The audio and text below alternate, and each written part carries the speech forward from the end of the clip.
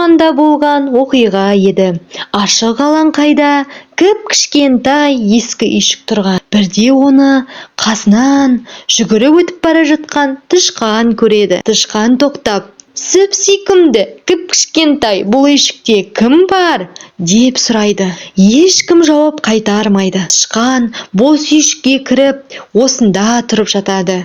Біраз уақыттан кейін үйшіктің маңына секіріп бақа келеді. "Сүп-сүйкімді кіп-кішкентай, бұл үйшікте кім бар?" "Мен тықылдауық тышқанмын. Ал сен кімсің?" "Мен бақылдауық бақамын. Кел, бірге тұрайық." Бақа боқ-боқ деп ақылдап үйшікке секіріп кіреді. Тышқан екеуі тіл табысып бірге тұрады. Енді үйшік қасына ытқып-ытқып қоян жетеді. "Сүп-сүйкімді кіп-кішкентай, бұл үйшікте кім бар?" деп сұрайды. "Мен тықылдауық тышқанмын." "Мен бақылдауық бақамын. Ал сен кімсің?" "Мен қорқақ қоянмын." "Кел, бірге тұрайық." Қоян да үйшікке кіреді. Осылай үшеуі бірге өмір сүре бастайды. Алыстан бұл үйшікті түлкі көреді. Ақырын басып, жақын келіп, терезесін қағады да: "Сүп-сүйкімді кіп-кішкентай, бұл үйшікте кім бар?" деп сұрайды. "Мен тықылдауық тышқанмын." "Мен бақылдауық бақамын."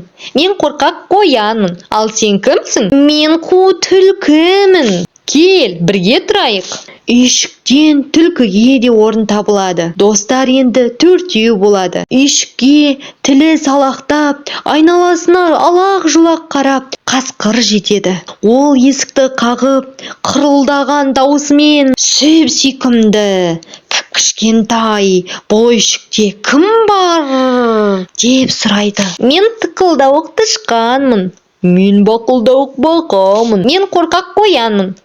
"Мен қу түлкімін." "Ал сен кімсің?" "Мен сұр қасқырмын." "Кел, бірге тұрайық." Қасқыр қысыла-қымтырыла ішке кіреді. Әйтсе де, кіп-кішкентай үйшікке бесеуі де сыйып кетеді. Барлығы қосылып ән айтады. Тәтті өмір сүреді.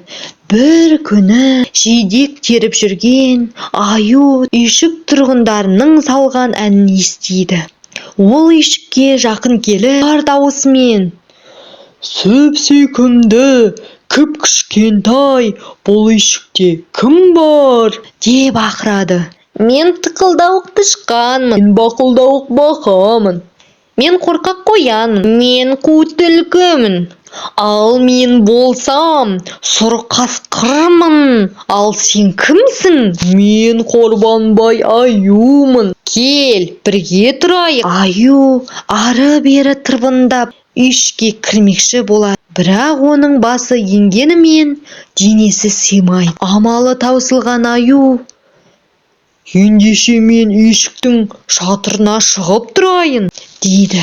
"Жоқ, сен дәусің. Сені кішкентай үйшігіміз көтере алмайды. Қиратасың ғой" деп шырылдайды іштегілер. "Қорықпаңдар, түк те болмайды" деп аю олардың сөздеріне құлақ аспайды. Кіп-кішкентай үйшіктің тұрғындары амалсыздан келіседі. Аю қорбандап үйшіктің төбесіне шығады. Сол-ақ екен, ескі үйшік сықырлап, шашылып қалады. Қырлауық тышқан, бақылдауық бақа, қорқақ қоян, қу түлкі, сұр қасқыр барлығы аман-есен үйшіктен шығып үлгереді.